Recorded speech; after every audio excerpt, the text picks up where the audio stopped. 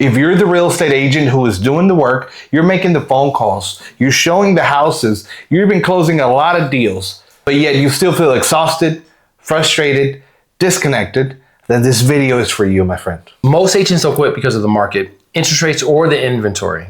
They quit because the business starts taking more from them than it's giving back to them. And no one teaches you how to fix this.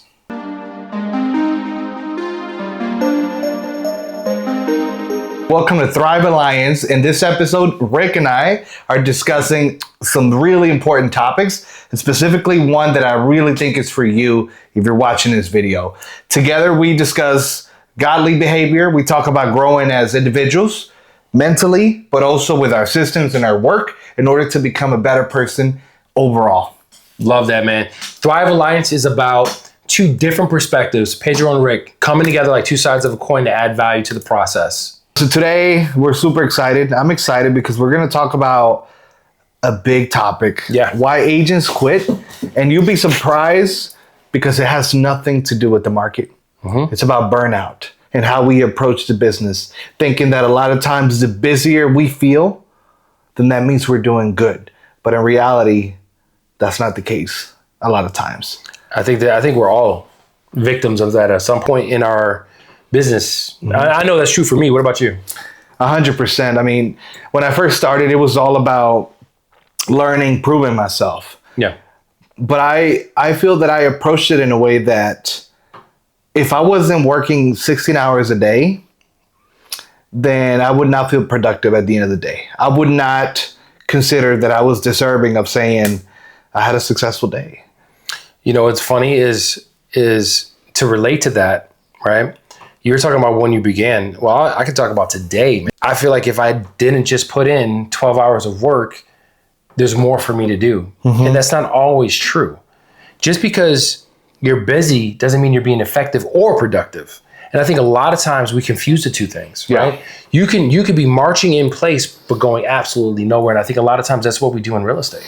That actually hits home for me. I realized the mistakes I made, which is why I love that we get together on a weekly basis to do this. If we can be a cheat code for you to succeed, then I feel like we're doing our part. Wouldn't you agree with that? Listen, the phrase being a cheat code for other people is an amazing, and I think that we need to tag that somewhere, man, because that's what this is about, is being of service to other people. I can tell you that all of the knowledge that I've gained, and not speaking for you, but I think it may be true for you as well, but all of the knowledge I've gained is because I've made the mistakes. I've gone through the process of becoming whatever that is in that time frame and in that part of my journey. And it's only now looking back on that time, along with my future growth and where I want to be, that I can, with integrity, say, hey, man, like, look, here's the situation. These are some examples. Do it what you will, but I'm here to be of service, and I'm here to help you speed up the process just a little bit. Maybe we can save you time, which is invaluable. Maybe we save you resources. Maybe we just be a source of connection and relevance for where you are in your moment. And that's really all it's about. Yeah, 100%. And for me, you know, the whole idea of us even coming together came from the fact that I wish someone would have told me this. I wish I would have had myself and just say, hey, man, don't do this, right? It's not about how fast you do everything at the beginning, because it does start, at least for me, it started like a race. How do I become a top producer for the first few years as quick as possible and get super busy? But in reality, it was more like a marathon. Is how do I maintain a sustainable pace that'll stretch out throughout a whole career, maybe even a lifetime of business, rather than 2-3 years of just going balls to the wall. Right. I think a lot of times is going to have to be with keeping the excitement going.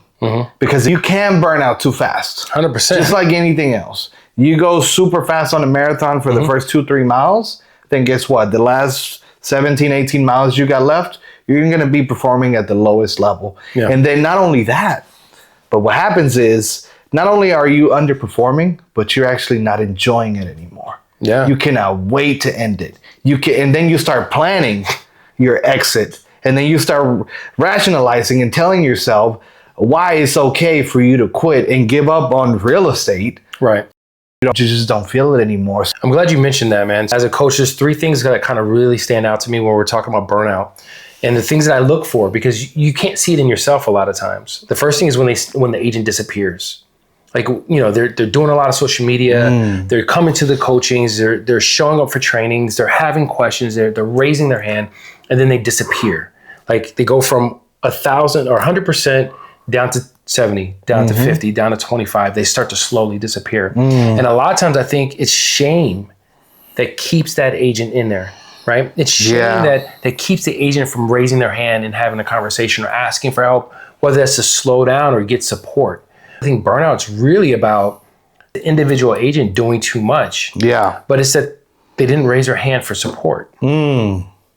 Yeah, I totally agree with you. I think those are some of the first telltale signs, even from my own personal experience. The moment I started feeling that I was always behind, no matter what, that's when I knew, wait a minute, this is not going the way I planned it to go. When I first started, I was fully fulfilled every single day, every time. If my phone rang every day, no matter what time, then I was happy. But then later on, no matter if I was showing 10 houses, if I was meeting 2-3 clients a day, I still felt like I had a list of tasks that I hadn't completed. And no matter if I completed most of them, it still wasn't good enough. I feel like I did a lot, but I didn't do enough. What am I missing? It's funny because it's the excitement piece. When I first got started, I was in Fort Hood, Killeen, and I was excited. I was excited for what the next day would bring. I was excited for the next challenge. I was excited for the next conversation on the phone. I was excited for the next showing. And what happens is if you're anything like me, you want to be successful. You want to win. You want to create the success in a business that you set out to, the dreams that you aspire to, the goals you set for yourself.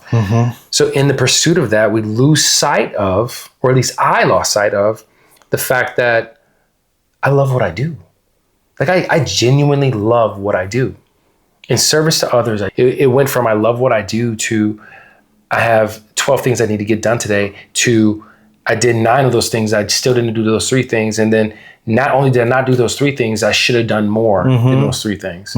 So, I mean, I hear 100% what you're saying, man. And I think I've been there. I know you've been there. And then you know what happens when that happens?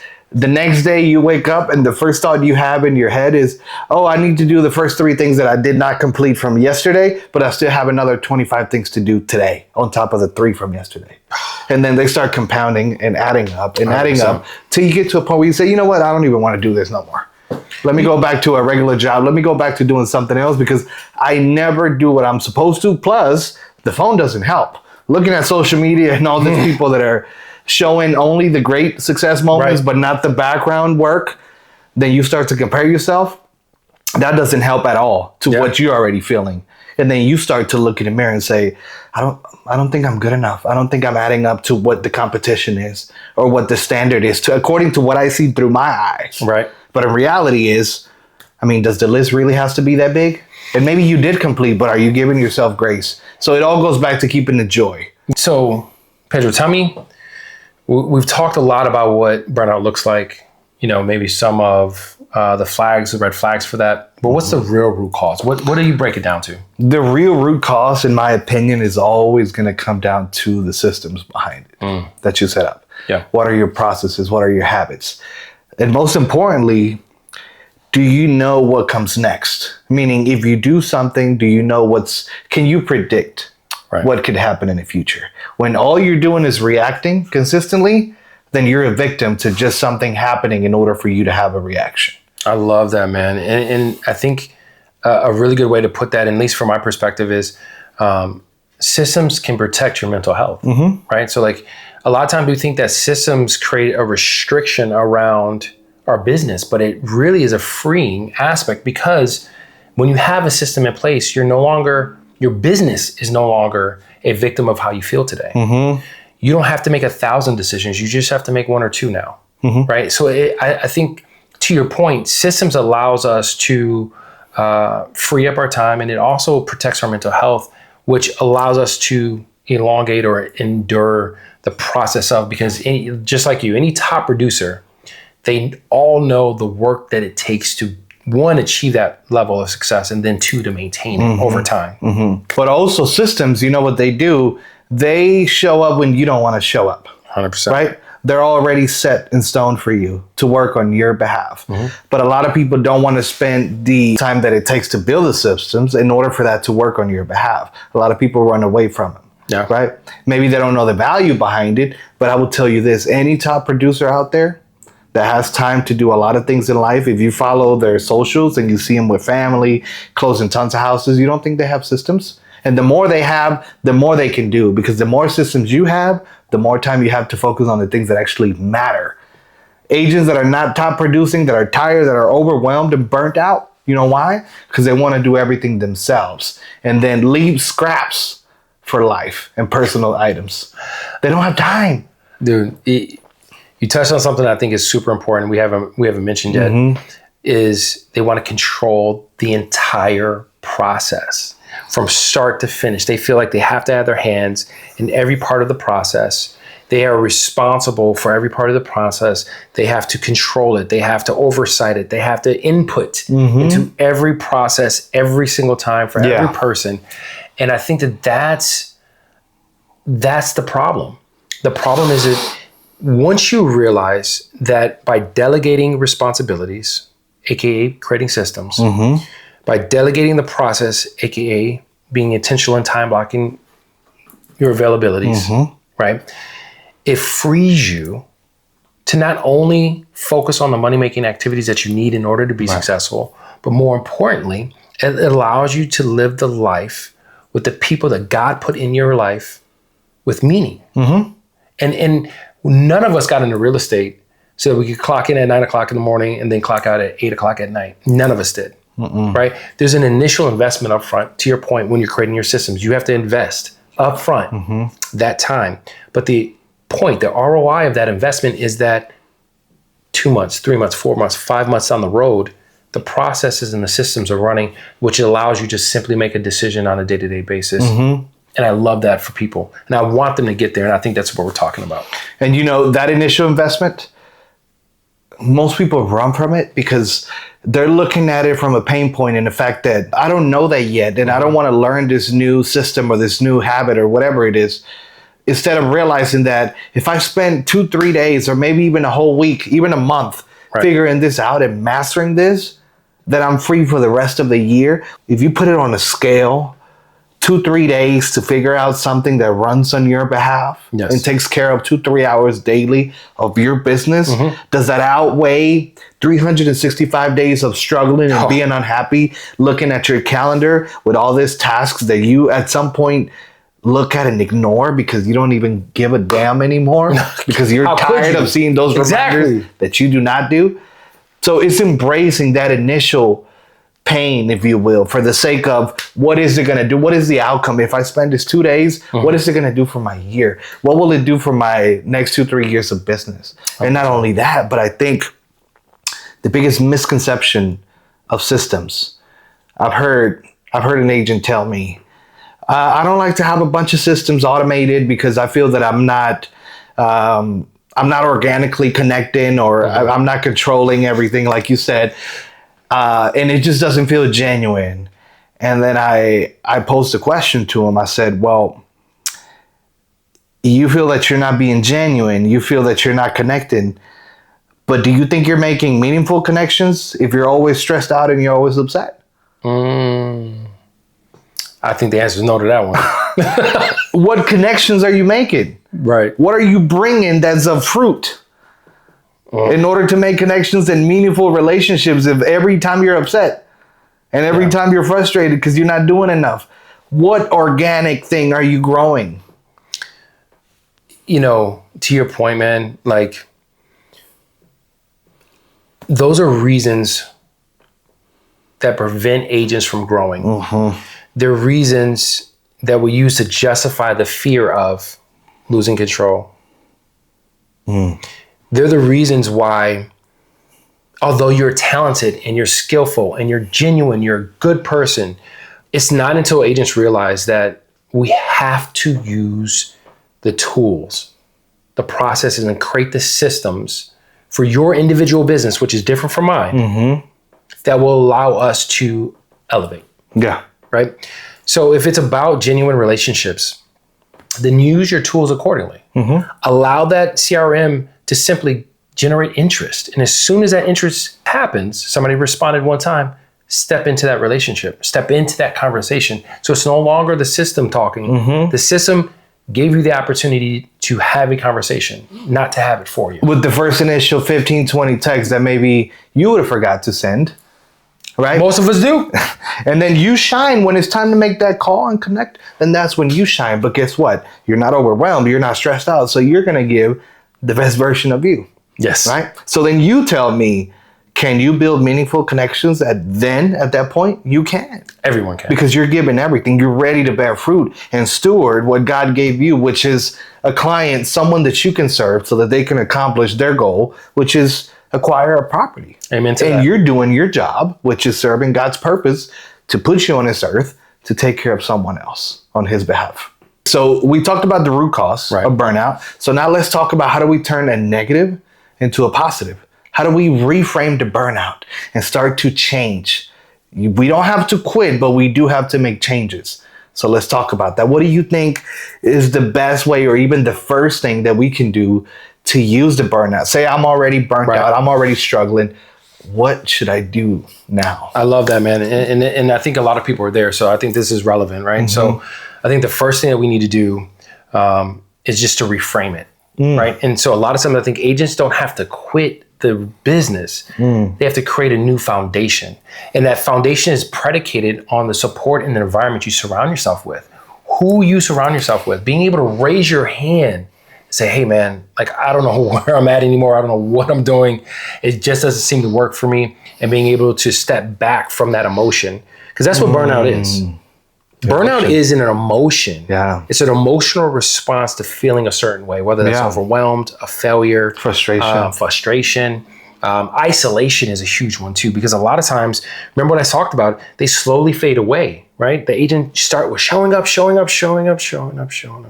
And now all of a sudden they're just by themselves, living in that space. Do you know that's where the devil wants you to be by yourself? Oh man. Because that's where it can get to you, right? Right. Because it's just you and you can't escape anything else. You're just telling yourself your brain starts to behave in a certain way. You start to believe the negative things you say about yourself. So that's where it wants you. So I'm glad you said that. But I think what you're getting at is to do a reflection, number one, of where you're at. Because you cannot change if you don't know where you're at. 100%. So first, do an evaluation of your current situation. Do inventory. Where am I at right now? I like that. Okay? Don't run from it. If it's not pretty, it's not pretty. Listen, I've done it a few times for myself. I take pride in having to reinvent and adjust my habits. Right. Because that is the goal, to be able to edit what's not working right now and remove it and replace it. So do an inventory first. Where are you at right now? And remember that burnout, be excited about it because it is data right now. It's letting you know that you need to change. Tell people that again, because I think they missed that one. That's a solid line, dude. Okay. Y'all need to listen. If you don't listen to nothing else for the next 20 minutes, listen to this part. Burnout is just data. Be happy that you're feeling this way because that means you ran towards something so fast and you crashed. But guess what? You're aware that you're there now. So now all you can do now is improve. So we have inventory, we have data. I love that. And now you embrace the data. So now what do you do with the data? Well, then you start peeling back the onion. Ask yourself certain questions. What makes me feel this way? Yeah. What am I doing? What are my habits currently?